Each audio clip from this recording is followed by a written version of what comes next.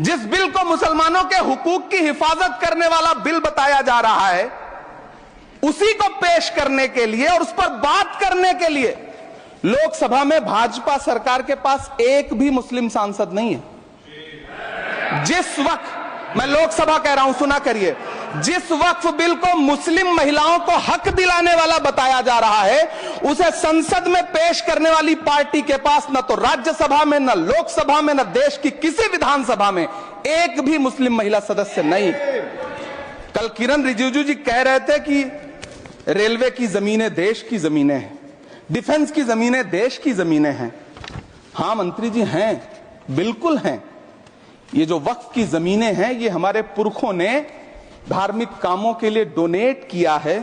तो हम भी तो इसी देश के नागरिक हैं, हम भी तो इसी देश के बेटे हैं, तो वक्फ की जमीनें भी तो इसी देश की जमीनें हैं, उनको पराया क्यों बोलते हैं आप?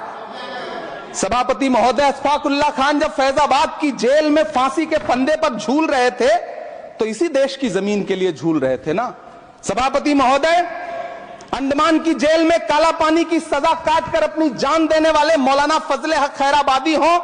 या शेर खान अफरीदी हो, वो भी तो इसी जमीन के लिए अपनी जान दे रहे थे ना। सभापति महोदय, पाकिस्तान के खिलाफ लड़ते हुए अपनी जान देने वाले महावीर चक्र विजेता ब्रिगेडियर उस्मान हो या पाकिस्तान के पैटर्न टैंक उड़ाने वाला परमवीर चक्र विजेता वीर अब्दुल हमीद हो, वो भी तो इसी जमीन के लिए अपनी जान दे रहा था ना।